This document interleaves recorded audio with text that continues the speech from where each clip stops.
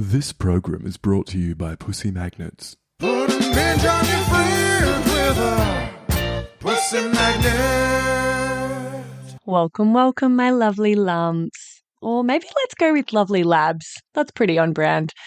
Anyway, I'm so thrilled to have you here in the Labia Lounge. We're going to be yarning about all things sexuality, intimacy, womanhood, relating, holistic health, and everything in between. We're going to have vag loads of real chats with real people about real shit. So buckle up because you're about to receive the sex ed that you never had and hopefully have a bit of a chuckle while you're at it. Before we get stuck in, I'd like to respectfully acknowledge the traditional custodians of the land on which I'm recording this, the Wurundjeri people of the Kulin Nation. It's a massive privilege to be living and creating dope podcast content in Naarm, and I just want to pay my respects to their elders past, present, and emerging. Now, if you're ready, let's flap and do this. Don't panic, you're not broken. Your sex education was a piece of shit. Get your flaps out and pull up a couch.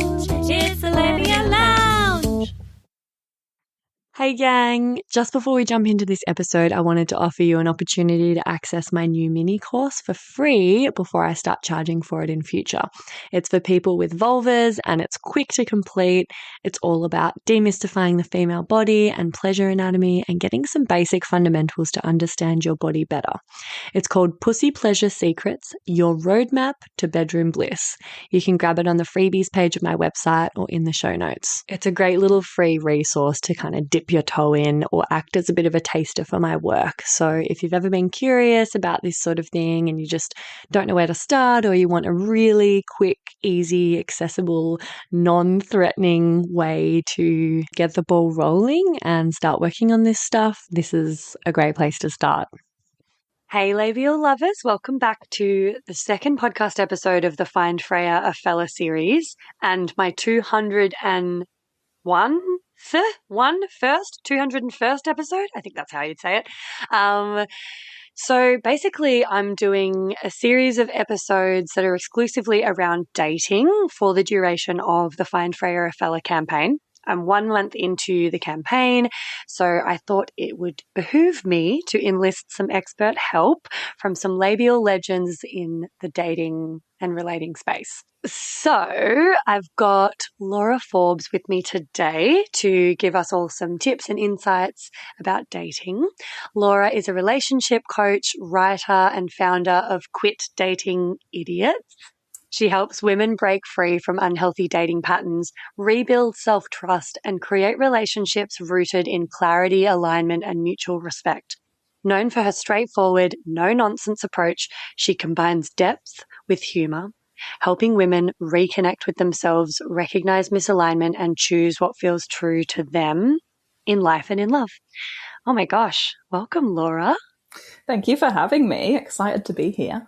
I'm so excited to have this chat because firstly, I can already tell from the name Quit Dating Idiots and your bio alone that you have a great sense of humor. I've been following you for a while, and yeah, initially that name just got me in the door because I thought, okay, great, this is going to be a woman that speaks her mind and is probably going to be an unfiltered mouthpiece for many of us girlies that are trying to navigate the absolute cesspit of pus that is the dating pool right now.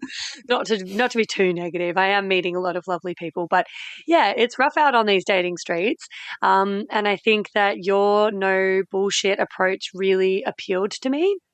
And yeah, I'm super excited for your book as well, because I think your approach around just helping women feel more centered in their power and listen to their intuition and their gut is such an incredible skill to hone, not just for dating, but just life in general. So anything that does that good work has my utter support. Well, there's no point beating around the bush, is it, when it comes to dating? And I think as women, a lot of us have been trained to override our gut instincts and we can talk ourselves in and out of anything. So coming back to that, I think a bit of honesty and a bit of straightforwardness, and like we've all got that straight talking friend, right, who's not going to entertain when we're coming up with all our reasons and justifications why we should be dating someone who's not showing up and treating us right. Totally. Yeah. You need to just have some tough love and hear some hard truths sometimes. And your book's all about learning to trust yourself and your own judgment and gut feeling again. This is something that I notice with my clients is, kind of an awareness or a skill that's waning a little bit. And I want to talk about, I guess, just first up to set up the episode, like what is actually getting in the way of women listening to their own judgment and trusting themselves, and what happens over the long term when we forget how to do this and we consistently, either override or ignore our gut. Mm-hmm. Yeah. I mean, there's a few things, right? Like a few core things, and the probably like one of the key ones would be like the cultural and social conditioning and programming. Like, I don't know about anyone else, but I loved a good rom-com growing up, and it kind of gives you this idea that like there's going to be this redemption arc and he's going to get his shit together, or like if you just hold on, it'll work out. And I think, I think probably less so now. And I know some people are like, no, we're not going to watch those fairy tales like to their kids or whatever. So, but growing up, like I loved all that, and I think that definitely shaped my thinking around that. And then we've got like the other stuff, right? Like there's a great book called The Gift of Fear, and it's talking about like higher stakes things, right? So those little subtle signs we get.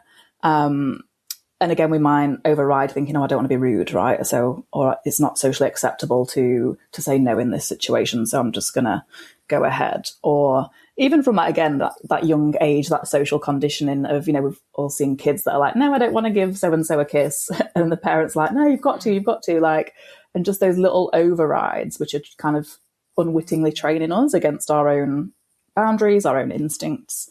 And then we've got the people pleasing, right? Like, and then on the other side, we've also got the chemistry override, the hope override, when, it could have been months and you've not met anyone decent. And then someone comes along, there's insane chemistry. And all of a sudden you're like negotiating your non-negotiables, because it's like, well, scarcity mindset. I don't know when I'll meet someone again. Maybe this can work. There's potential. So there's a whole mix, right? And it's like, what's your particular flavor? We've all got probably like a dominant one or two. And they might be different for different people. Oh my God, totally. I can relate to every single one of those, and they've sort of been forefront at different periods of time.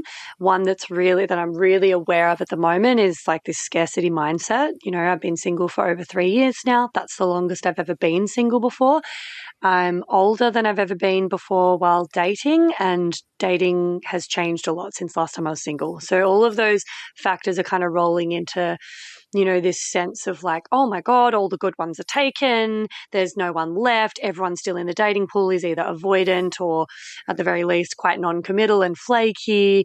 There's this real scarcity mindset that I'm noticing, where I'm starting to feel a rising panic of like, okay, there are less and less and less opportunities arising for me where I'm meeting people that I would even be remotely interested in, and then I think something in the past that I've experienced is very much that sunk cost fallacy of like, well, I've put in all this effort and this energy and time, and it was so good in the beginning and there's so much potential, and we kind of hang in there a lot longer than we should because of that. Those are just two other reasons where I think a lot of us are grappling with, biological clock ticking, getting older, feeling like we're running out of time. There's a lot of things that women are grappling with when it comes to dating that can cloud our judgment. And we'll definitely get into a couple of those that you mentioned, like the compatibility versus chemistry thing. I was going to say with the, so good in the beginning, like if I had £1 for every time I thought that to myself in my 20s or heard that from someone else, I'd be like a millionaire. So, and I'm interested to chat to you as well, because I think currently you're kind of doing the physical side of things, right? You're putting yourself out there. You're doing the dating show. I don't know if that's what we'd call it, but the thing you went on, right? So, and when I work with clients, I kind of focus more on the mindset, the energetics of things. Because when you do look at the physicalities of it, it can be quite dire, right? It's like we almost have to suspend that disbelief of if we're just looking at what is, it can be quite overwhelming, quite panic inducing, and definitely, like you said, like kind of induce that scarcity mindset, which is where that other side of things comes in and definitely helps. Yeah, totally. It's been a really interesting journey with the campaign, putting myself out there like so much more than usual. And I already put myself out there quite a lot. I've been quite proactive in my dating pursuits.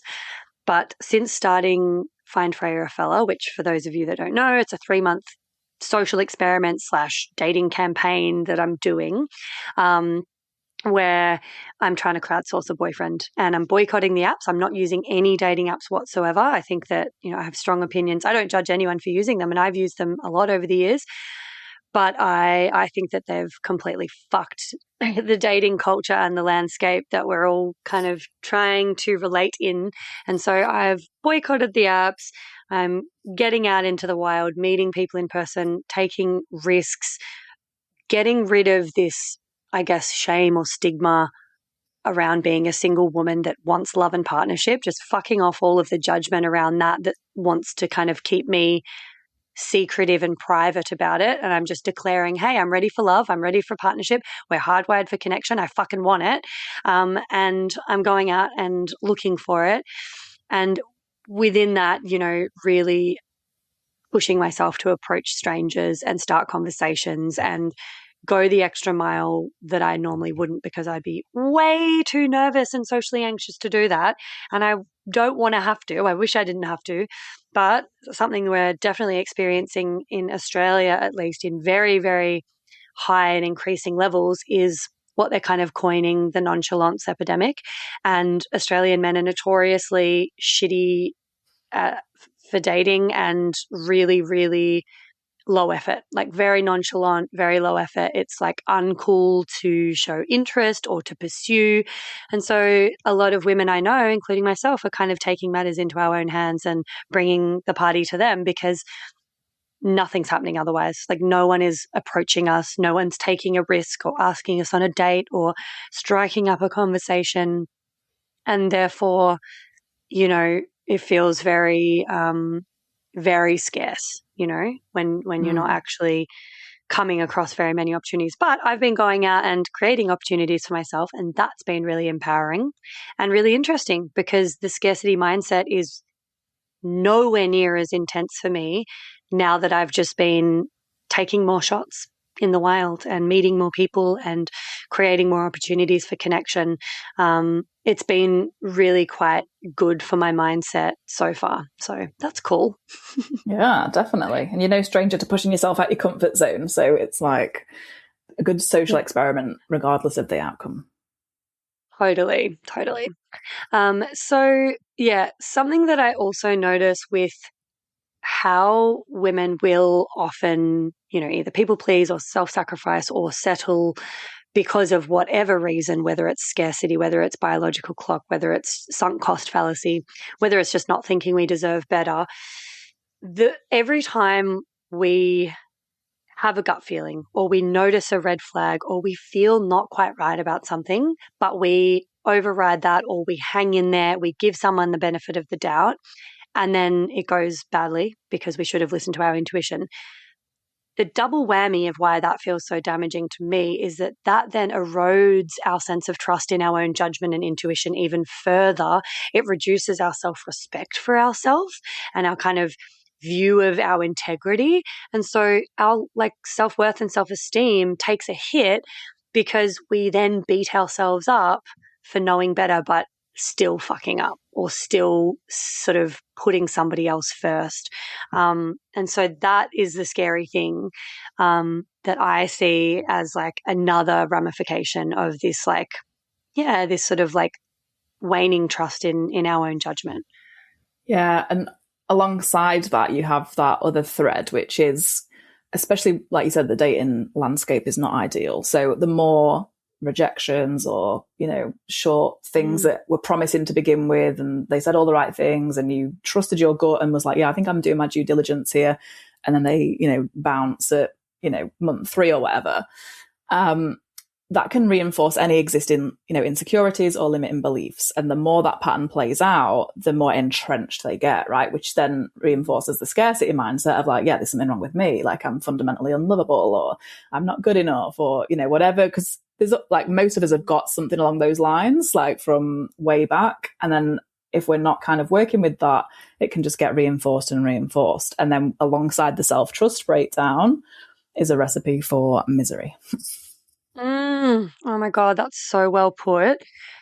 I also was going to ask about this 3-month mark, because the more people I speak to, the more I'm noticing a pattern where this seems to be a common threshold where people kind of get to but can't seem to get past.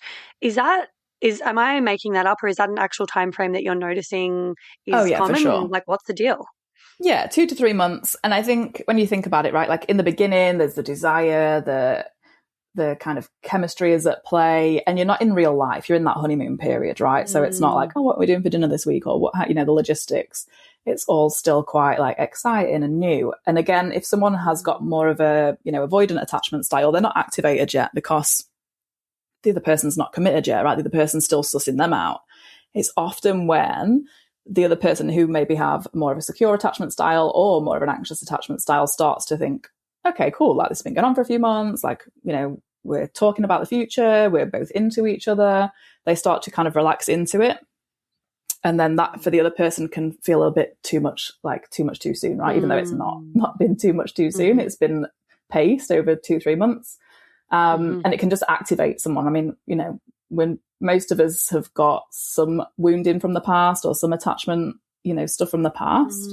And again, at the minute, I think there's a lot of performative people. It's a lot more spoken about, right? Like there's conversations, you have to scroll through, you see people on podcasts talking about attachment styles. People can understand it, but they might have read a book about it, or they might be able to say, yeah, I used to have a bit of an avoidant attachment style, but I've done some work on myself, or I've read a book.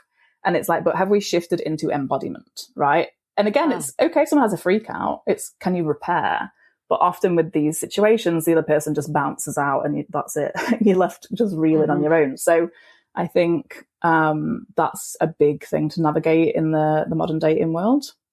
And again, it's one of those tricky ones, right? Because people in the beginning, I mean, I call them like subtle tells, right? Because you can have big red flags, but there's often little tells of someone's capacity or tolerance for discomfort or, emotional things that could be easy to overlook or override. Whereas once you start to get attuned to that and your own sensations of like, actually, this person makes me feel a bit on edge, right? Which I don't like. That is useful information to you. So noticing other people's tells of where their words and actions aren't aligned, but noticing your own body tells, right? And going, okay, do I have an anxious attachment style, or is this person just a bit hot and cold and, inconsistent, and I don't like that? And anyone would respond, on that level. Yes. Oh my God. I'm so glad you mentioned this. And I want to get more into the sort of subtle tells. I feel like red flags are a little bit more obvious and we're all a bit across those now. But yeah, do want to get into the subtle tells. Also just want to acknowledge that sometimes people just really don't like to disappoint you, and they want you to like them, not even because they necessarily like you, but because they, for their own self-worth, need to be liked. And so they'll say anything they think you want to fucking hear, and they'll say all the right things and send all these signals. And so you think you're kind of, gauging them correctly because you're collecting data, but that data is like botchy, and they're actually just saying all the stuff to make you feel good in the moment. And this is the kind of person that will ghost, right? Because they hate disappointing, they hate letting someone down, they hate saying no. And so they'll say everything they need to say to get a nice response or reaction in the moment, but then, they'll just avoid any actual crunchy conversations or disappointment. And I think that frustrates me the most and kind of messes with people's heads the most, because like it's not as though we're obliviously just like it's wishful thinking all the way and we're ignoring all the data that's coming in. Like sometimes we'll be really diligently collecting, intel as we're getting to know someone, and we're picking up on things that they're saying, going, oh, wow, that's a sign of, leaning in or wanting to feel closer or whatever. Attachment is being built. Okay. And then they'll just disappear. And it's like, oh my God, So I think that can really mess us up as well. And that's why these subtle tells, if you get really good at attuning to those, that's going to help in those cases. Hey? Well, that's it. And that's what's quite damaging about the whole thing is, and this used to drive me crazy, and if I'd post something on Instagram, you know, like along the lines of attachment styles, and then people, or like avoidant discards, and then there'd always be some commenters being like, oh, they just weren't that into you. And I'm like, come on, like, if we know when people aren't into us, right? Or we know when people are kind of like a bit on the fence. Often, like you said, it's these people that have come in really strong, like this mutual felt experience, right? So then when it suddenly just drops and they start treating you like they couldn't give a crap, like they never did, it's like this cognitive dissonance. And I think that when I work with clients is one of the things that's the most difficult to process, because it's like, you know, that keeps people stuck, because they're in that state where they are thinking, well, you know, I've got all this evidence from this like period of time together when he said all these things, he did all these things, like maybe he's just, you know, needs a breather, and the hope keeps people hanging on. They're like, you know, there's this chemistry that was crazy, like, you know, what if it comes back around, what if I messed it up, you know, and it gets people on that self-doubt train. And if we could like erase one thing from the dating pool, I think it would be that. Oh my God, totally. So, yeah, we often look out for red flags, or we will feel maybe something is off. But I think, and everyone can do this, but I definitely think there's, you know, like we were talking about, a higher tendency for women to do this and to override or give the benefit of the doubt. But, you know, we'll notice things, but then we'll hope that we're wrong, or we'll try to focus on the positive things as evidence to, you know, prove that this is actually good and we're into it. And so we might stick it out longer than we maybe should, and just subsist on crumbs, basically breadcrumbs. And because the bar's in hell and it's so low to begin with, because so many people haven't actually experienced healthy relating and what it feels like to be with someone who's meeting you in the middle, who's securely attached, who's really making an effort, I think that makes people more vulnerable to settling for these crumbs and getting almost like addicted to the high of a little crumb, because, you know, we don't actually have a very healthy blueprint or template for like what it could be like. And yeah, I worry that even like very self-aware, intelligent women that like know better can be very vulnerable to falling into this. And like, what are some protective factors, or like, what would you say to the women that are like, oh my God, it's like, I know this pattern is playing out. I see it. It's happened before. And yet here I fucking am giving some loser another fucking chance. You know, like I've got a bit of a 3 strikes and you're out policy now, and I'm pretty ruthless with that. But even still, sometimes I just get wiggled or nudged. Like, you know, it's not black and white. Every situation's different. You can basically justify things any which way if you really want. And sometimes it's not as obvious or clear cut when someone is basically showing themselves the door. And when it takes me a little bit longer to twig, or a little bit longer to go, okay, enough's enough, you've had your 3 chances, I just feel a bit disappointed in myself. So yeah, talk to me about like this thing that's just playing out all the time, and just like, yeah, meaning that women are settling for crumbs and then feeling shit about themselves. Yeah. Well, when you were speaking, it reminded me of something I used to say to a client of mine, which was like, secure is sexy. Like, we need to rewrite that program, right? Secure is sexy. We want to find that attractive, because it is. Like, once you get out, like on the other side of that pattern, that's how you think. You're like, fucking hell, like, secure is sexy. This person shows up. That's hot. Like, and then you look back and you're like, geez, that's like, it's a symptom, a sign, a signpost. This person's not emotionally mature. This person's not got the capacity to love me and create the relationship and the life I want. This person won't be there for me. And you start to see like what I call it, like small love and big love. It's like the small love crumbs. It's like, that's not going to sustain me. I want the big love. I want the man who's secure, who can show up. And, you know, keep showing up, not just show up for 3 to 6 months until you're settled in a relationship and then it's like low effort Larry. Like, it's got to be long term. And then in terms of the pattern, it's really like an unlearning process, right? It's like a literally recondition yourself out of that mindset that perpetuates that, which is the override, the second guess, giving the benefit of the doubt.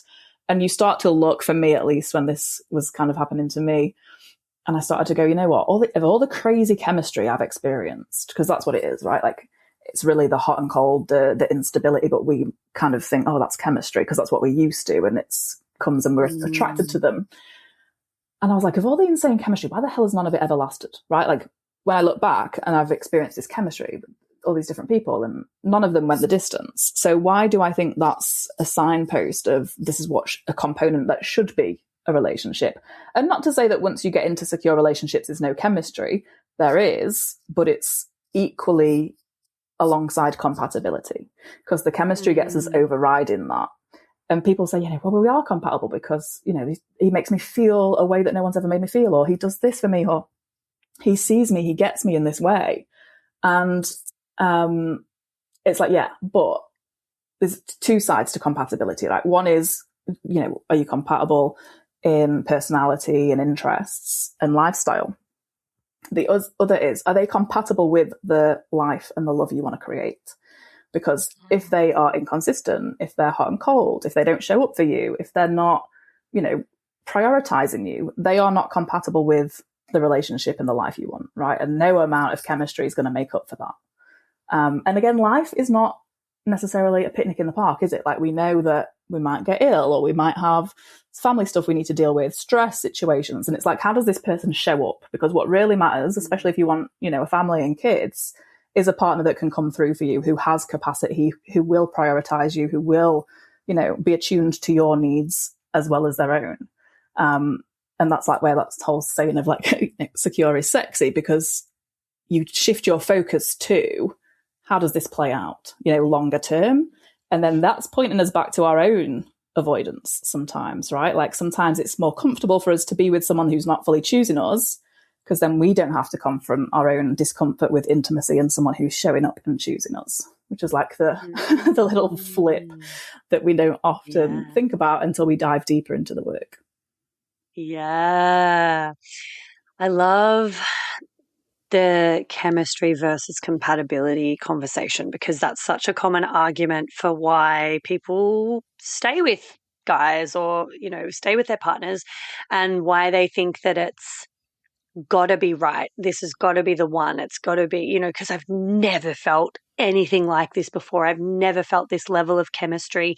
Oh my God, it's so magical and infectious. Like, it's got to mean something, right? And yeah, I love reminding, or telling, clients that actually sometimes, not always, but sometimes that level of intensity in terms of the chemistry can almost be a bit of a red flag, or can almost be a bit of a tell that this isn't healthy or sustainable. Would you agree with that?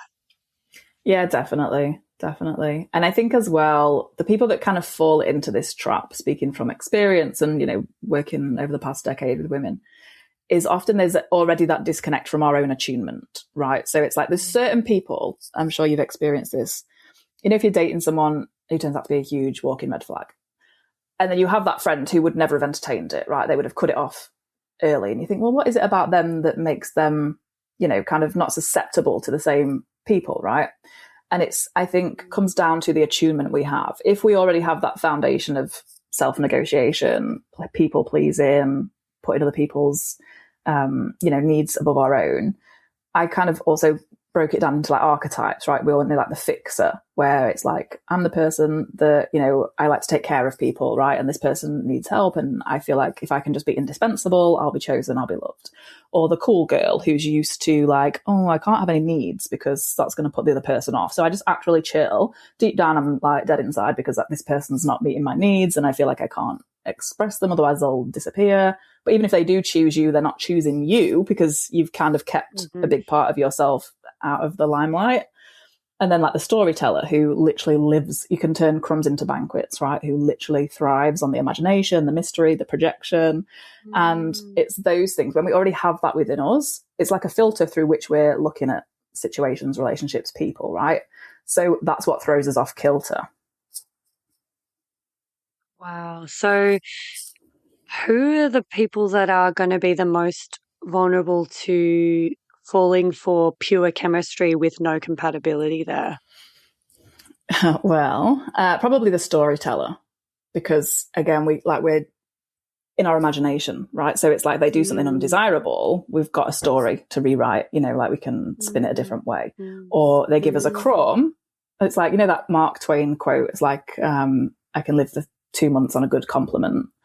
And it's like, if you've got kind of either the storyteller or the anxious attachment style, especially if they go hand in hand, is like, I can live for 2 months on a good breadcrumb, right? Like that can sustain you and keep you feeding in and pouring into that person and that relationship. And again, it's those stories have more of a pull than the reality. Part of the thing is coming back to reality and attunement, and how does this make me feel, right? Because like you said, when we're a little bit off of that attunement, that's what's going to keep us hooked. Because we think, like you said, it's that meaning, right? We make meaning. So it feels so good. Therefore, this must equal the one, right? The soulmate connection, the person I'm supposed to choose.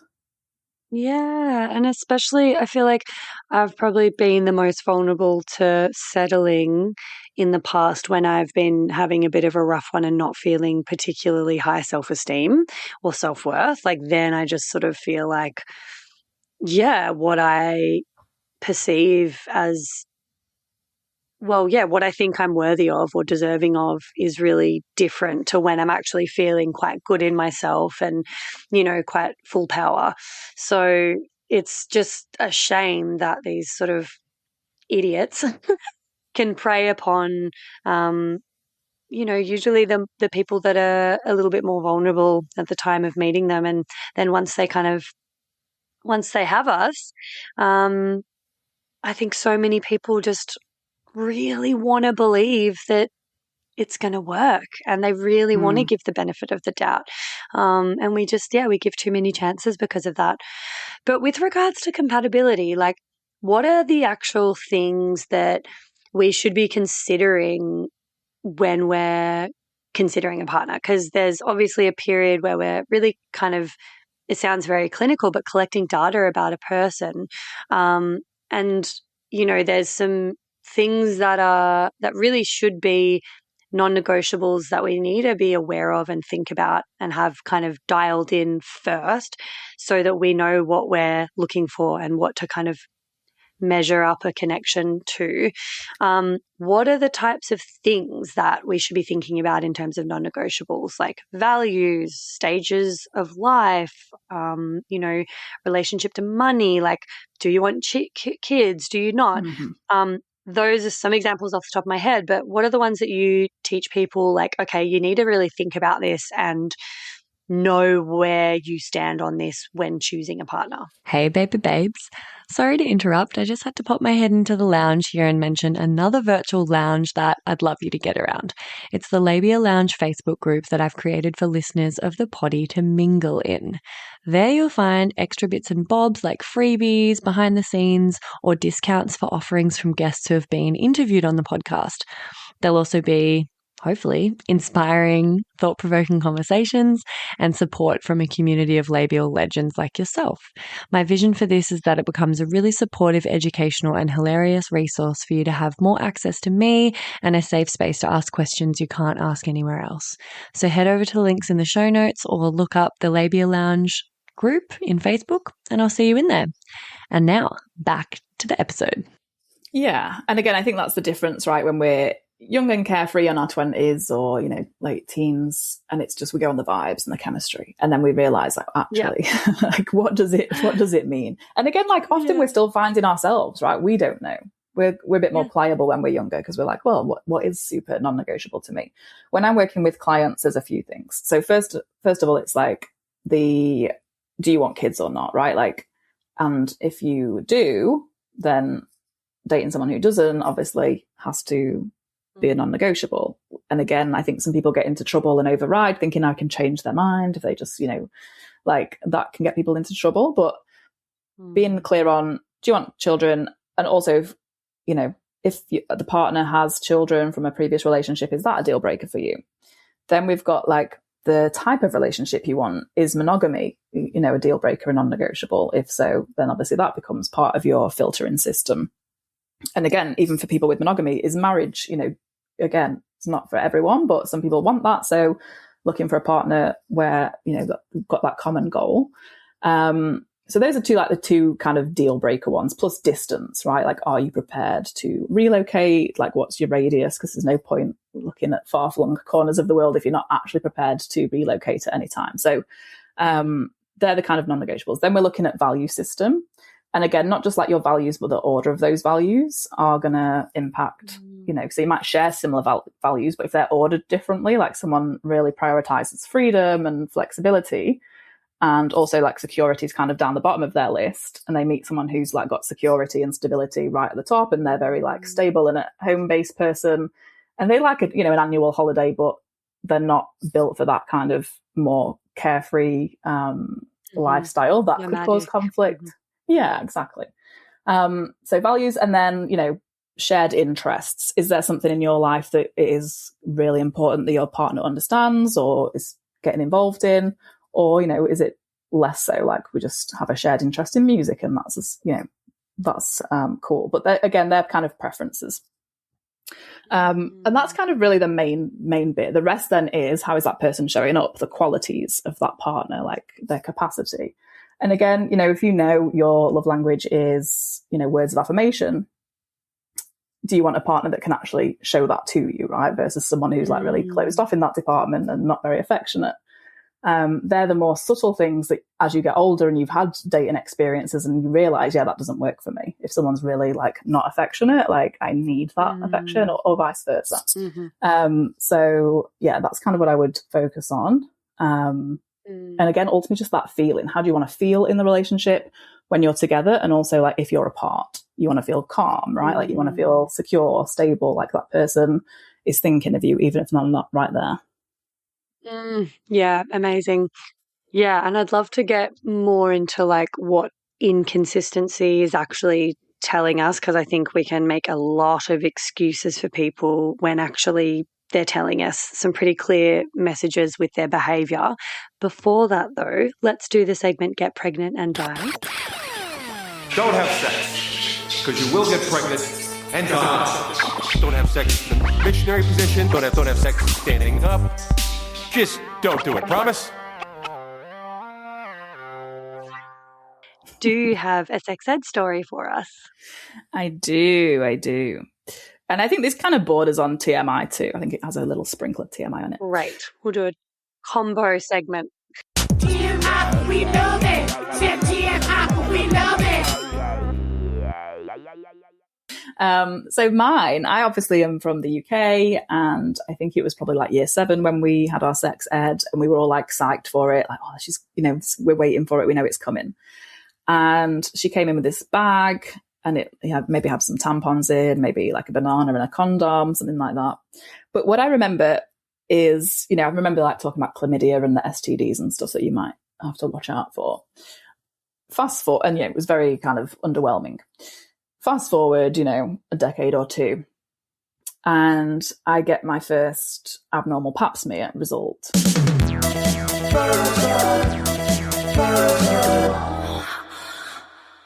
And it's this HPV thing. And I'm like, what the fuck is HPV? I've never heard of it. And this was like not that long ago. And I was in Australia at the time. And over there, they were having the HPV injections, right? The vaccines. And I'm like, how did I get to, late 20s, early 30s and never even know what HPV is when it can literally cause cervical cancer, right? Like, what the fuck? So that for me is like the biggest fail, because I'm just like, why was that? Like, how have I got this far in life and never even heard of this? And then like now, obviously everyone's heard of it and it's much more talked about and we're more educated about it. But I just remember at the time thinking, what is this? So that would be mine. Totally. I had no idea. Yeah, I didn't know what HPV was until I got HPV in my adulthood as well. So relate to that one. And if anyone else is like, oh, fuck, I don't know enough about this, I've got an episode on HPV and how to heal HPV and cervical dysplasia naturally, because there's a lot of fear-mongering that goes on with how the medical system treats HPV, I feel.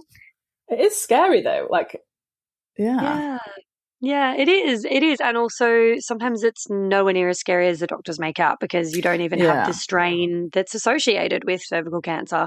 And they act like you do and they have to chop off a bit of your cervix. And it's like actually, 80% of HPV or something really high like that, it just heals on its own within a year or two. So often the sort of jumping to interventions is unnecessary. And I feel like the medical system loves to do that.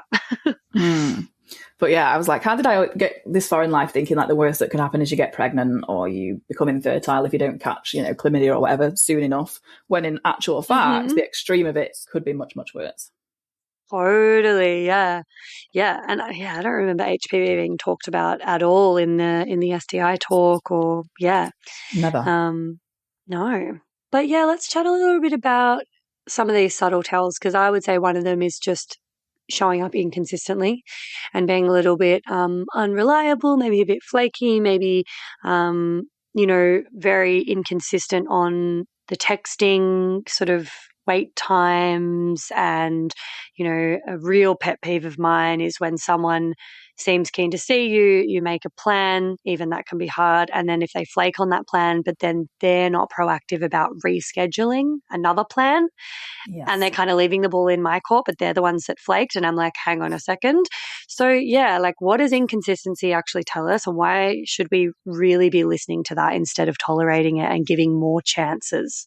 Yeah, right. And it's like with those situations as well, because I remember some of those from my early 20s, is like when you're invested, and often we can kind of get a little bit emotionally invested, and especially if they're showing up and, saying all the things, we could then be like, oh, we want to see them. So like we kind of overreach, right? And go, oh, let's like reschedule. One of the big things that I learned when I was shifting how I was dating was that, right? Like if they do that, okay, cool. It's like, okay, thanks, smiley face. Like if you come back around and you make a plan, we'll entertain it. But otherwise, like, no, you've just ruled yourself out. So the subtle tells is that incongruence, that inconsistency. And I think the mistake a lot of people make is going, oh, I'm just being anxious, like, this doesn't feel good, but it's my anxiety that's coming up, or my anxious attachment style, when in fact it's like, no, this person, you're picking up on that cue, right? Like you're picking up on, if they were prioritizing this, they'd have made a plan, they'd have rescheduled.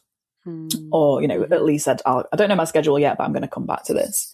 So it would be, we've got like the big tells, like the love bombing type thing, where you're just like, this is too much too soon, right? Like, even though we're like, oh, we want the big fairy tale, it's like catching that reality check of this is too much too soon. This feels, weird. Then we've got like that incongruence, like you said, between words and actions, or like the future faking, without actual follow through. How are they showing up? Faking is talking about, let's do that together in the future, or we should do that, but then never making plans to do the things. Yeah. Like, oh, I can't wait for you to meet my mum, but then like never making a plan, or whatever. Like, And again, sometimes people do that because, again, I talk about like there's 3 types of idiot, right? Like there's a standard idiot, which are just people that are just a bit flaky, or they don't really know themselves that well, or they're just a bit clumsy or whatever. So there's not necessarily malicious intent. They can still cause harm, right? Emotional damage and whatever, but like they're not necessarily overthinking that. There's the manipulative type, which, they are more playing games, the love bombers, the gaslighters, that kind of thing. And then we've got the dangerous ones where we're like sociopath, psychopath type, territory, the kind that we see on the Netflix documentaries.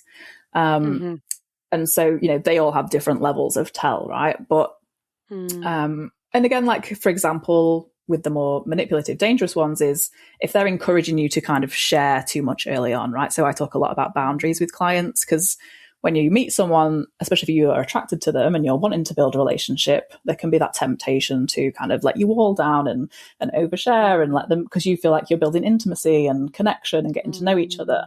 But with the wrong person, you're actually giving them, a playbook on how to manipulate you or what to use against you, right? So it's just pacing as well. So some of the tells you can kind of work around through pacing yourself and the situation and having those standards and boundaries. And also another tell would be if they're pushing you, on certain things, like if they're kind of pushing your boundaries, testing your boundaries. Because that's one thing you kind of touched on it earlier on. is some of the more manipulative, dangerous ones will test your boundaries, right? They're going to see how you react. And they, you know, they've done studies where they've interviewed these kinds of people, and they would say, yeah, we look for people that are, you know, like people pleasers. They're looking for people that apologize, right? If you wrong them, but they're the one to apologize, then they're like, perfect. You know, this person is going to tolerate my bullshit. I'm going to be able to, you know, wrap them around my little finger. Whereas if they come across someone who like shuts that down straight away, or like does not give them the time of day, they're like, yeah, that's probably not, you know, the best kind of victim for me. So they kind of steer clear. So it's like, how can we protect ourselves against the very undesirable ones?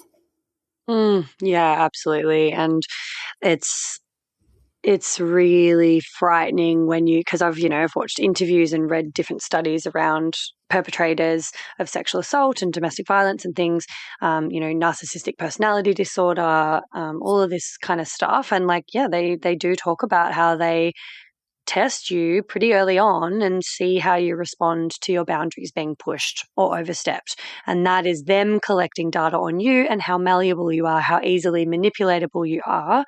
And so, the flip of that is a lot of dating coaches will give people the advice of putting in little boundaries or saying no to things or changing their mind about things early on, maybe the location of the date or, just little things where they can see how their date responds to them having a boundary or them saying no, because that's a great way to just suss out whether they are going to be someone who respects your boundaries or not. There's also that tip as well around giving them a false insecurity, right? So if you're like, oh, I'm really insecure about my teeth or whatever, even though you're not, then if they bring that in, obviously it's not a trigger for you because you're not insecure about that thing, but you can see, you're trying to use that against me, It becomes really obvious when it's not, because when it is our thing, like I've dated someone who was, probably undiagnosed narcissist. And again, during that time of my life, overshared, made comments about my weight and being unhappy with my weight or wanting to lose a few pounds at the time. And that would come up all the time. Comments on my clothes, comments about, we shouldn't be eating that when we were out with, like humiliation and stuff like that. So I was like, yeah, I learned that one the hard way. Oh my gosh, that's a great tip. I hadn't heard that one. Because that's data they're going to weaponize definitely if they are in that category of manipulative or dangerous idiot. Although one thought I had was like, in Australia though, the sense of humor, the way that a lot of, especially men, relate and connect is by bantering, taking the piss.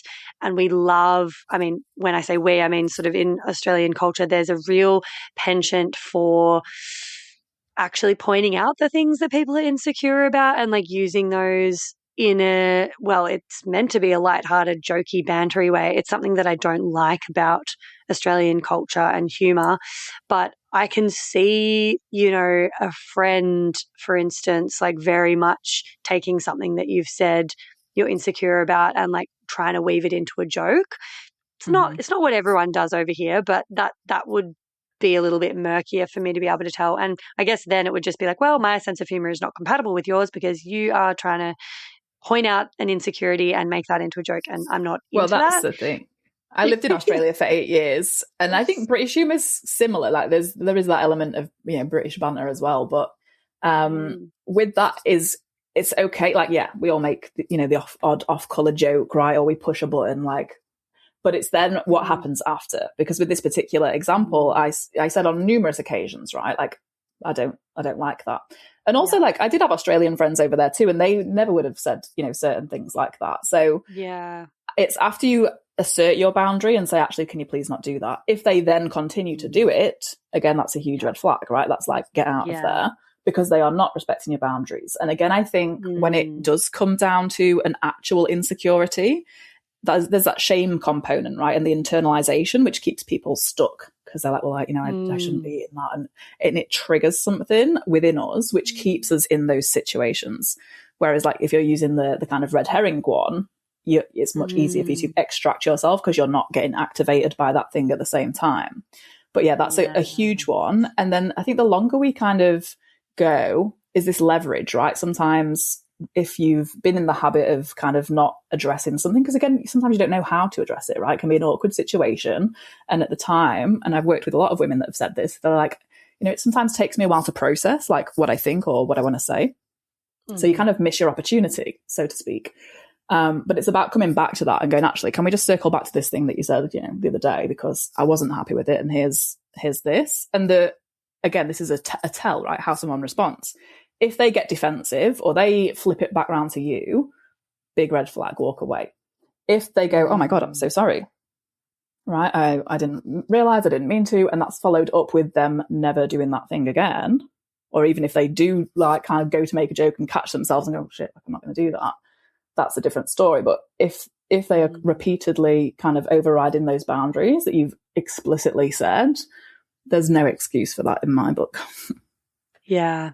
I think that's really important to be reminded of. Yeah, because sometimes we just are worn down over time and we slowly forget what's acceptable and what's not, and our baseline shifts gradually, and that's such a tactic as well of manipulative or dangerous types.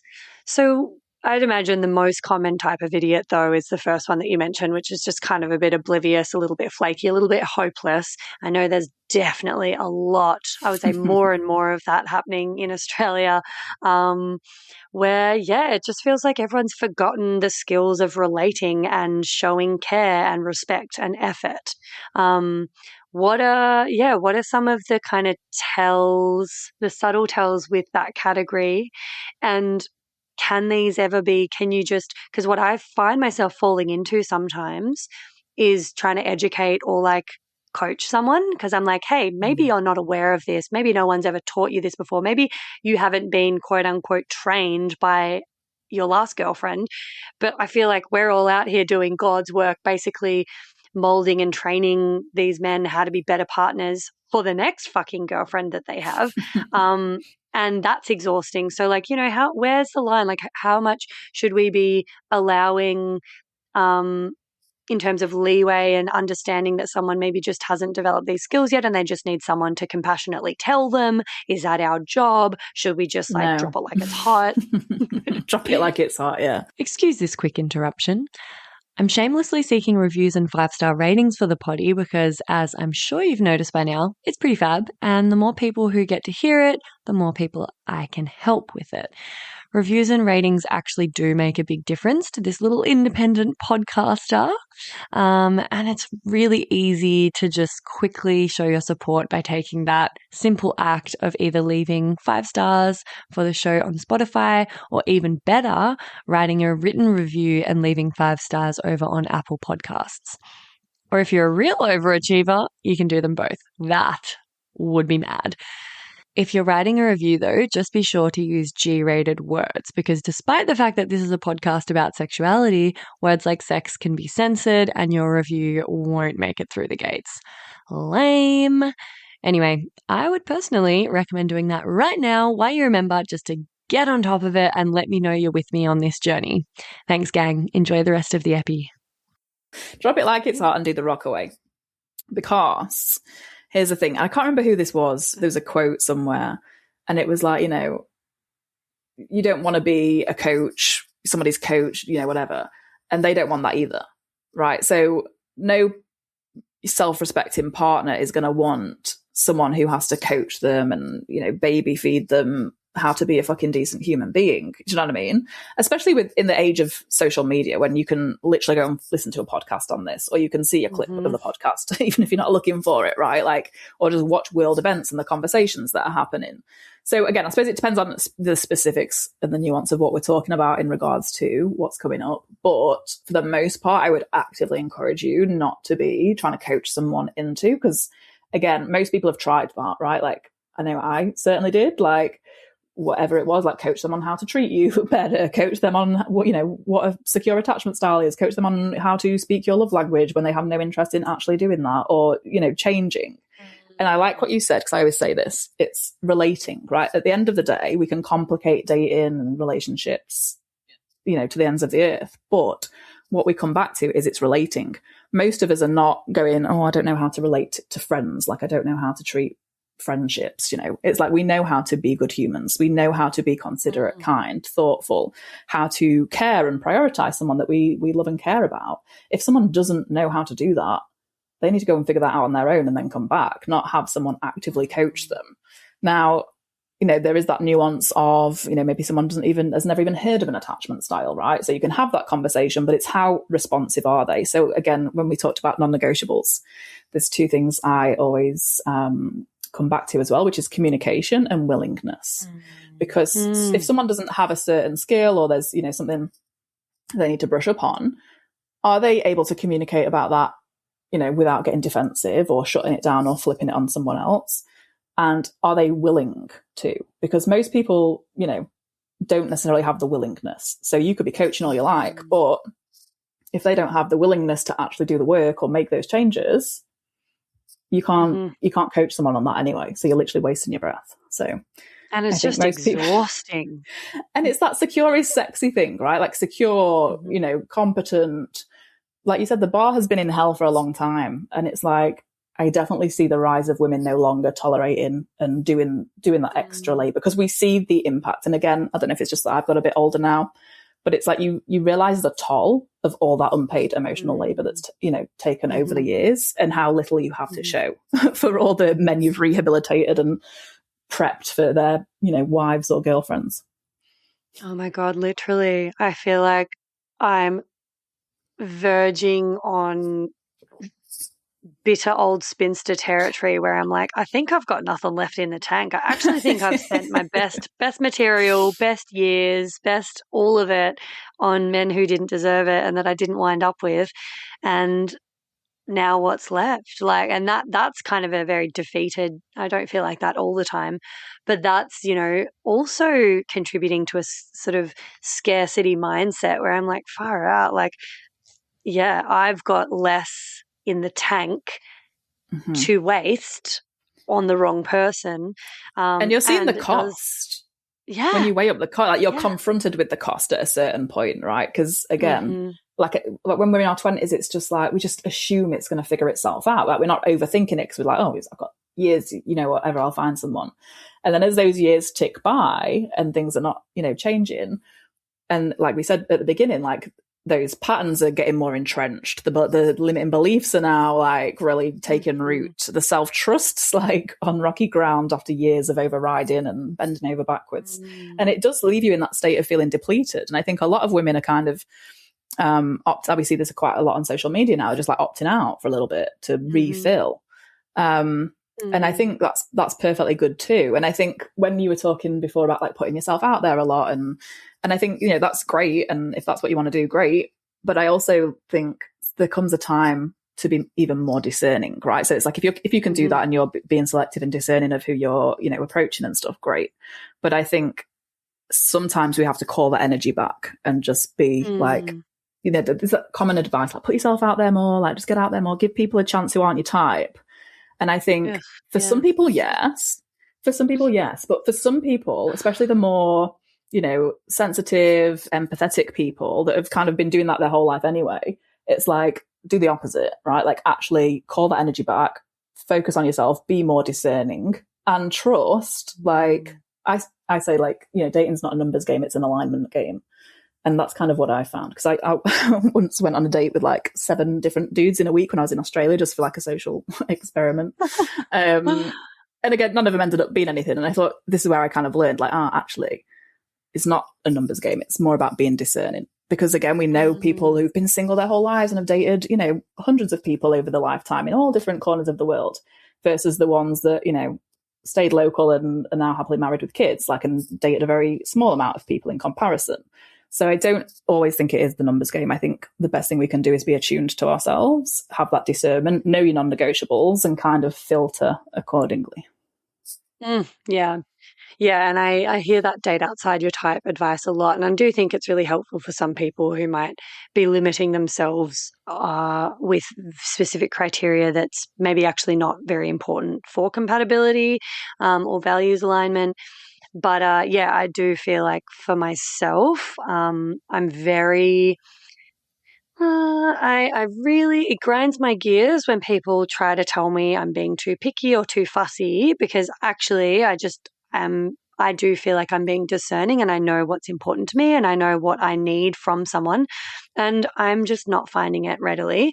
And so even though, yeah, I'm sort of putting myself out there a lot more and I'm meeting a higher volume of people, that is not automatically translating into, any proper leads or like deeper connection, because, yeah, sadly, it does really feel as though there are less and less people who can meet me and meet me in the middle. And there's some really, really disappointing behavior that I'm just kind of astonished that anyone at this age is even still rocking. Like, it wasn't cute in your 20s. It's definitely not fucking cute in your 30s. And so that's feeling hard not to get jaded and not to get bitter or feel defeated or feel, that scarcity mindset, because the data I'm collecting and the kind of people I'm meeting, it's like, yeah, it's grim. It's grim. And not to say there aren't heaps of beautiful, amazing men, but yeah, a lot of the treatment and the behaviors that I'm experiencing and hearing from clients as well, it's quite amazing, like how frequently this is playing out. I really feel like the dating apps have broken dating culture in a lot of ways. And yeah, it's exhausting to kind of feel like I'm always the one that's actually got the communication skills to relate like an adult. Yeah, it's just really wild to me. Like, anyway, that's a bit dire. Before we wrap up, I'd love to kind of make it really explicit for people. We've been talking about like subtle tells and people being inconsistent with their communication or flaking or whatever. What are some absolute deal breakers that we just need to all be quicker at saying no to? Because I'm worried that so many people are allowing shitty behavior and inconsistent behavior and being the chill girl or the cool girl, and are kind of being like, oh, it's fine, it's fine, it's fine, making excuses for these people, often men, in my experience. And because of that, they're getting away with it. And that's making it harder and harder for those of us that are discerning to have higher standards, because men can continue to get away with this and people are just taking it lying down, and therefore they're never really learning to treat people better or differently. So I'm trying to encourage people, got a segment, Ghostbusters. I want to encourage people to call out their ghoster. Like, I don't want you to have to do the coaching and the education, but something that I've started doing is, instead of, whereas before maybe someone would, do something or behave in a way that I was like, that's not really good enough, but maybe he doesn't know better. Maybe I'll just like gently and compassionately try to educate him on why that wasn't great and and I'll give him another chance now that he knows this. Now I'm just like, nah, door's closed. I'm closing the door. I'm giving you the boot. But I will tell them why, and I will call them out if, they ghost me or something like that. I'll just send a quick text. Like, I know it's not my duty to do that, but I feel like if more people weren't letting it slide and were actually going, hey, dude, that's actually not cool. I'm a human. You're a human. Get your shit together and just send me a text. It's not that hard. Rather than letting the ghosting happen and just either making it mean something about us, that we failed or we weren't desirable or lovable, overthinking it to the cows come home. Yeah, I want to encourage people to just be like, actually, no, that's not good enough. And I'm going to say no to that. Yeah, what are the deal breakers in your mind that people need to just like not put up with? Well, I'm going to flip this slightly and answer it in a different way, which is, what are your own cues to yourself that something's a deal breaker, right? So less about what they're doing, but more about like, I'm not going to override my own gut instincts anymore, right? I'm not going to give someone the benefit of the doubt when they've clearly displayed, inconsistencies or lack of consideration to my feelings, right? Because like you said, with the ghosting, and whether it's an avoidant discard, dropping after 3 months, after being like, Mr. Loverboy for 3 months and then disappearing, or a ghost, or, an inconsiderate last minute letdown with no follow through, is, that doesn't work for me, right? So again, just coming back to your own standards, your non-negotiables, getting really clear on those, and just not, because the benefit of the doubt often comes from our hope, right? Like, oh, I hope, and then we just end up getting ourselves in a situation that we get a few more months down the track and it doesn't work out anyway, and we could have saved ourselves that heartbreak. And I think as well, like with that, it's really just coming back to that, stop overriding yourself, right? Like, stop people pleasing, stop overriding, giving the benefit of the doubt, and just raise our standards so that when someone does, act the fool, we're not entertaining it. And again, I think, I get what you're saying about the ghosting, but I honestly think sometimes the best thing is just to say nothing at all, right? Like to just withdraw attention, withdraw communication, and just like, you've made your mind up, like that's not happening. If they come back and say, oh, can you, what's happened? Like, why aren't you talking to me anymore? You can say, because, you were inconsistent, or I didn't appreciate, how you handled this. But it is really just calling that energy back. So I had a client I worked with a couple of years ago, and she was, similar, kind of like entertaining, something that was kind of not on the level of what she wanted to call in. She'd been single for about 9 years, and she was just over it. And we did a lot of work on that reference point, right? Of, if you've never had that real healthy, secure love to reference and benchmark, start to build that for yourself. Even if you're looking at like TV, film, books, like what does that mean to me? Like, how would the relationship I actually desire and that I visualize and imagine for myself, how would that feel? So you can bring that internally and have that reference point, which helps you as like a compass. Because then, if you've got that reference point, you're anchored into it. When we were working together, she was like talking to a few people on apps, and someone let her down, like just before a date. And we'd been doing this work on, it sounds a bit woo, right? But I get them to imagine a conversation with that partner, right? Like, think about the things you would do together, what kind of conversations you would be having, because it makes it feel more real. And it kind of, again, anchors in that feeling of how you want to be treated and how you want to feel, so that when something comes along, you can measure it against that benchmark. So this person let her down, and she was like, you know what?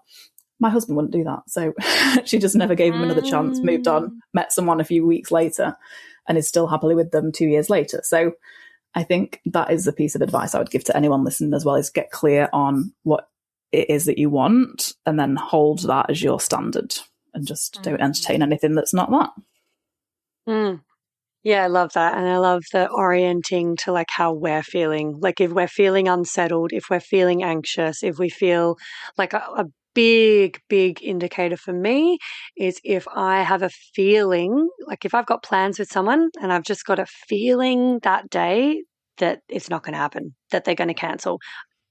That already, I'm like, nah, I hate this, because if I'm feeling that way, they must have already shown enough subtle signs of inconsistency or flakiness, or just not been meeting me in the middle in terms of effort and keenness. And I can energetically sense that they're not in it to the degree that I am. And so if I'm already anticipating them cancelling, then it doesn't even matter if they cancel that time or not. It's already given me the information that like, this isn't good for me. It's making me a head case. It's making me neurotic as fuck, because I'm overthinking every little thing. I'm expecting them to cancel. There's too much like mental gymnastics already going on. It shouldn't feel like that, So that's something I would also like drill in for people. It's like, if you are feeling, a bit shaky on something, there's probably a reason why. Like that didn't come out of nowhere. Yeah. But like, how do you like talk to people about when it's their gut talking versus when it's an anxiety or an old wounding that's actually interfering? Because I imagine those things can be a bit confusing. Yeah. And I love that example, because that's exactly what I would say. Like, I think we've all been in those situations where we've had those feelings and then we've overridden them like hope, or we've gone, oh, I'm just anxious. It's just, given the benefit of the doubt, when deep down we know. And I say this a lot. I say deep down, you often know, but we've just trained ourselves out of following that knowing, or allowing ourselves, or, we've got, like I said, with those archetypes earlier, they can jump in the driving seat and they're the ones steering the ship, like, and our secure self in our right mind, our wise mind, is kind of pushed to the back because our insecurities are driving, our fears are driving. So I would say, do the work, whatever kind of work works for you, but do the work on yourself so you can work out your own signals. And sometimes this is test and measure. So after my experience with, dating someone who was a bit of an idiot, my self-trust was, at rock bottom, and I had to rebuild that. And sometimes it's trial and error, but you give yourself that, grace to test and measure and go, oh, I was feeling this way. That turned out to be right. So the more evidence, and again, this can be a tricky one, right? Because it's like confirmation bias. So we want to make sure we're doing the work to stay anchored, and in our healthy mind and feeling grounded, and then make those decisions and those calls, right, with the data we've got. And again, I often say with the right person, you can't really fuck it up, right? Like if you make a call and that other person comes back and says, oh, I'm so sorry, or, can I take you out again? Or can I make it up to you? Or can we talk about this? That's more data. So with the right person, they've got the willingness, the communication to back it up, the security. Because again, relationships, relating is not smooth sailing, right? We're all human beings. We've all got our own little nuances and little things that might set us off from time to time. But you want a partner that can work with you through those, where you can feel safe to express yourself. What I see a lot with clients is after years of being punished sometimes, right, for bringing something to someone's attention to try and resolve it, they get into a new healthy relationship and they feel that familiar anxiety of oh, I need to talk about something, but I feel scared of how they're going to react. And then they bring it up and that other person reacts like a normal human being, right? And completely starts to retrain that pattern, that nervous system, because you learn it is safe for me to express myself. My partner will listen and respond and we can repair. And that's ultimately what we're going for, right? And there's certain people in the dating pool who will never get there, right? Or who are not there right now. And if you're at a point in life where that's what you want and you want to move forward with relationships, then you need to be kind of looking out for those signs. Yeah. Yep. Great advice. Just to get honest with yourself and tune into how you're feeling when you think about this person and whether or not they're meeting you in the middle. And if it feels like it's flowing versus if you are feeling that internal anxiety or that NQR feeling, that's all information. And generally you don't feel that for no reason and it doesn't just go away. I just try to remind myself, am I going to feel almost embarrassed or ashamed of myself if I override now and give the benefit of the doubt or give one more chance? Am I going to look back at this and be like, oh, Freya, you just lost respect for yourself there, girl, because you don't want to be feeling like you've lost respect for yourself because you've given some fucking loser another chance that he didn't deserve, So get really honest with yourself, folks. That's what I'm doing. And that's the difference, right? That's when the pattern changes, when the cost of losing your self-trust and your self-respect is greater than any person, no matter the chemistry, right? Because that is something that is really valuable. And you're no longer prepared to negotiate. Yeah, and it's so good that secure is sexy. I genuinely am so turned off. I get the biggest ick the minute. If anything, I'm too trigger happy with calling it off nowadays because I'm so hyper vigilant that any sign of inconsistency or low effort, I'm just next. And it's so hot when someone's just showing up. And I'm like, oh my gosh, how relaxing is this? This is how easy it can be. This is how fucking easy it can be to organize a date when the other person's just showing up. They're messaging you back in a timely manner. They're proposing dates and places, and they're just fucking meeting you in the middle. That's how easy it can be. And it really doesn't need to be any other way. If it is, you're probably with someone who doesn't have the capacity or the skills or emotional maturity to be relating with. So can it?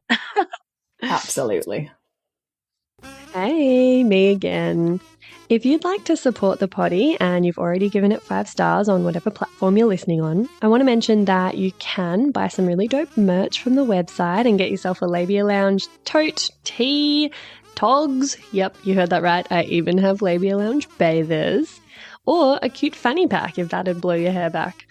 So if fashion isn't your passion, though, you can donate to my Buy Me a Coffee donation page, which is actually called Buy Me a Soy Chai Latte, because I'll be the first to admit I'm a bit of a Melbourne cafe tosser like that. And yes, that is my coffee order. You can do a once-off donation or an ongoing membership and sponsor me for as little as 3 fat ones a month. And I also offer one-on-one coaching and online courses that'll help you level up your sex life and relationship with yourself and others in a really big way. So every bit helps because it ain't cheap to put out a sweet podcast into the world every week out of my own pocket. So I will be undyingly grateful if you support me and my biz financially in any of these ways. And if you like, I'll even give you a mental BJ with my mind from the lounge itself. Saucy. And I'll pop the links in the show notes. Thank you. Later. Any final thoughts before we wrap this up, my dear? I don't think we've covered a lot of ground. But yeah, I would just say watch out, know your idiots, and make sure you're steering clear of the manipulative and the dangerous ones, and you're weeding out the standard ones as quickly as you can. Like we've said, comes back to self-trust, self-respect, knowing your own gut, and trusting in that intuition. Like, I'm glad you said that piece because I think that's so important. Like we get the little subtle signs, right? And it's about retraining ourselves, giving ourselves permission to act on them. And once we do, I talk a lot about alignment. That's essentially what that is, right? Like we slip into that alignment, and that's the best position for us to attract the right person, right? Like no amount of efforting and trying to make it work with the wrong person is going to get us there. Like the quickest, easiest route is to be true to yourself, know yourself, not entertain, people that you previously would have, and any bullshit, and just stay focused on what you want and live a full life in the meantime until someone who meets you on that level shows up. Yeah, and one thing that I've started kind of doing is like almost seeing it as a bit of a game, like how quickly can I weed out the ones, or how quickly are they showing themselves the door actually, because they're giving me information to very quickly weed them out. And even if I think, okay, I've got a feeling this ain't it, they're already showing me this or that, but I'm going to give it one more chance. I'll give them the benefit of the doubt this one more time. I just treat that like, okay, this is just me sort of testing my hypothesis about this person, and that's all helping me fine tune my skills at doing the weeding. And I can get quicker and quicker and better at that discernment. By seeing it as like, almost, because otherwise, there's too much skin in the game. It feels so disempowering. Kind of have to try at least to approach it with like a little bit lower stakes to begin with, and just be like, look, I'm not attached to this working out. The second I see a sign that, they're an idiot that's not going to show up and meet me, that's it. And if I do want to give them one more shot, I'm going to do it as a way to get more data to confirm my suspicion here. And if it confirms it, right, they're out, and then I'll know for next time. So it's actually okay if you do, give them that little bit longer or that extra chance. If you're testing your guesses about that person and you're using it to gather data, and then you fucking got to act on it. Like, couple of strikes and you're out. Definitely. Are you keeping amazing. a spreadsheet? Like, are you keeping document and spreadsheet of like what's getting people out? No, I'm not. I should, but it's. I think honestly, I can see a always... book coming from this at some point. Like, I think you need to be documenting this for your records. I should be. Honestly, it's all so predictable. It's almost always the exact same thing. It's that flakiness, that avoidance, that kind of nonchalance, and just not being consistent. Like as soon as they're not consistent on the comms, or they flake on plans and they're not rescheduling, that's enough for me. And it's almost always that. We just don't even get past that point, because most people that I'm meeting are of that ilk. They're in that category, which is sad. But I think a lot of the secure ones are already in relationships at this point. I'm at that age where a lot of people have settled down and they're having children. So a lot of the ones left, sadly, are left for a reason, because they're not actually dateable long term. No, the Peter Pans. Exactly. I call them that too. Yeah. A lot of those in Melbourne. Yeah. Oh, yeah, high, Melbourne. high, Yeah. yeah.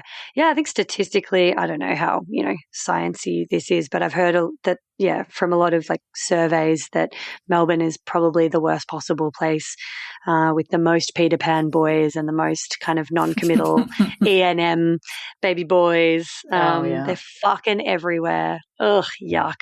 Anyway.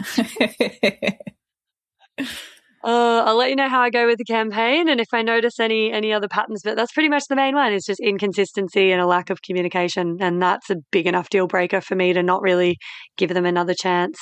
Thank you so much for all of your tips and your insights today, Laura. This has been a really great chat, and I'm going to put links to your work and your book in the show notes. Everyone should go and follow Quit Dating Idiots. Amazing account that Laura runs. Really appreciate your time today. Perfect. It's been my pleasure. Thank you for having me. And that's it, darling hearts. Thanks for stopping by the Labia Lounge. Your bum groove in the couch will be right where you left it, just waiting for you to sink back in for some more double L action next time. If you'd be a dear and subscribe, share this episode, or leave a review on iTunes, then you can pat yourself on the snatch, because that's a downright act of sex-positive feminist activism, and you'd be supporting my vision to educate, empower, demystify, and destigmatize with this here podcast. I'm also always open to feedback, topic ideas that you'd love to hear covered, questions or guest suggestions, so feel free to get in touch via my website or over on Insta. You can also send me in TMI stories to be shared anonymously on the pod. My handle is Freya_the Labia Lounge, if my account hasn't been deleted for being too sex positive, which, is always a possibility with censorship. But just in case the chronic censorship finally does obliterate my social channels, I'd highly recommend going and joining my mailing list and snagging yourself some fun freebies for the trouble at www.freyagraph.com/freebies. Anyway, later, labial legends. See you next time.